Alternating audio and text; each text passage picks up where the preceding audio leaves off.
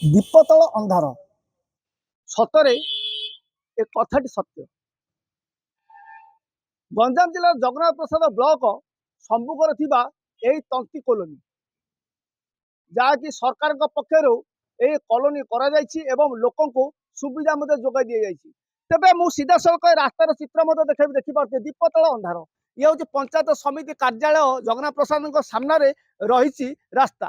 ଆଣ୍ଠୁଏ ଲେଖାଏ ପାଣି, ଲୋକେ ଯିବା ପାଇଁ ନାଇଁ ନଥିବାର ଅସୁବିଧାର ସମ୍ମୁଖୀନ ହେଉଛନ୍ତି। ଆଉ ମଧ୍ୟ ମୁଁ ଦେଖେଇବି, এই জগন্নাথ প্রসাদ পঞ্চায়েত সমিতি কার্যালয়ের সম্মুখে রয়েছে সাধারণ সুবিধা কেন্দ্র। মু দেখা কবি আপনার দেখিপারে ইয়ে হচ্ছে সাধারণ সুবিধা কেন্দ্র জগন্নাথ প্রসাদ। এটার তন্ত সমবায় যে তন্ত্রী রয়েছেন সেমানকু লুগা বুଣିବା ପାଇଁ বিভিন্ন সুবিধা যোগাই দিয়া যাଉଛି। তবে এই রাস্তার কথা যদি কহিবা, নাই নথিবা অসুবিধার লোকে সম্মুখীন হচ্ছেন। আঁঠুয়ে পানি জমি রହୁଥିବା বেড়ে মশা ডাউଁଶର ଆସନ ମଧ୍ୟ ଜମିଛି। ତେବେ ଆମେ ଏଠାକାର ଲୋକଙ୍କ ସହିତ ମଧ୍ୟ ଆଲୋଚନା କରିବାକୁ ଯିବା। ଆଜ୍ଞା, ଆପଣ ଯୋଉ ଆସୁଛନ୍ତି, ମତେ କଣ ସମସ୍ୟା ରହିଛି ଆପଣଙ୍କର? କେତେ ଦିନ ଧରି ରହିଛି? 2-3 ବର୍ଷ ହବ ଆଉ 2-3 ବର୍ଷ ଅସୁବିଧା ଚାଲୁ। ତେବେ ବ୍ଲକ ସମ୍ମୁଖରେ ରହିଛି, ପ୍ରଶାସନ ନଜର ଆସୁନି। କହିଲେ କେন ହବ, କହିଲେ କେନ ହବ, କିଛି ଲାଭ ନାହିଁ।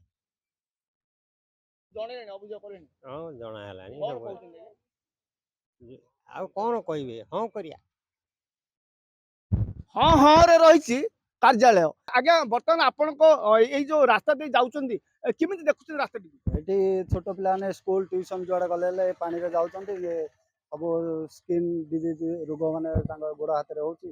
ଆଉ ଏଠି ତ ବିଡ଼ିଓକୁ କୁହାହେଲାଣି 3-4 ଥର, ସରପଞ୍ଚକୁ ପ୍ରାୟ 20 ଥର ଲିଖିତ ଆକାରରେ, ମୌଖିକ ଆକାରରେ 3-4 ଥର, ଲିଖିତ ଆକାରରେ 3-4 ଥର ଏମିତି ସବୁ ଦିଆହେଲାଣି। ପ୍ରତିଶ୍ରୁତି ଖାଲି ଦେଉଛନ୍ତି ଇଲେକ୍ସନ ପରେ କରିଦେବା, ଇଲେକ୍ସନ ପରେ ତ ସରିଲା, ଏବେ ହେଲେ କରିଦେବା। ତାର ତ ଲୋକ ସେମିତି ଯିବା ଆସିବା କରିକି ଅସୁବିଧା ହେଉଛନ୍ତି। ଆଉ ଏଥିରେ ଯିଏ ୱାର୍ଡ ମେମ୍ବର, ସିଏ ବି ବହୁତ ଥର ଯାଇକି ସେଠି ଅଭିଯୋଗ କରିଛନ୍ତି।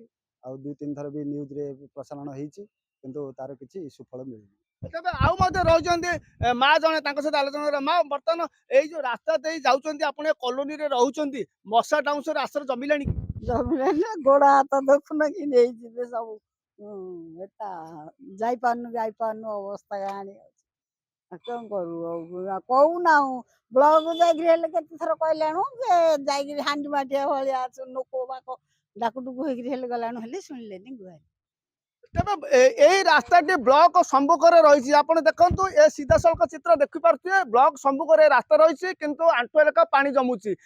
ସରପଞ୍ଚ ଠାରୁ ଆରମ୍ଭ କରି ୱାର୍ଡ ମେମ୍ବର, ଏପରିକି ପ୍ରଶାସନକୁ ମଧ୍ୟ ବାରମ୍ବାର ଅବଗତ କରାଯାଉଥିଲେ ମଧ୍ୟ ରାସ୍ତାର କୌଣସି କାର୍ଯ୍ୟ କରାଯାଉନଥିବା ଲୋକେ କହୁଛନ୍ତି। ତେବେ ଏଠାରେ ମଶା ଡାଉଁଶର ଆଶ୍ରୟ ଜମୁଥିବା ହେତୁ ରୋଗାକ୍ରାନ୍ତ ହେବାର ମଧ୍ୟ ସମସ୍ୟା ରହିଛି। ଗଞ୍ଜାମ ବୁଗୁଡା ରବି ମିଶ୍ର, ନକ୍ଷତ୍ର ନ୍ୟୁଜ।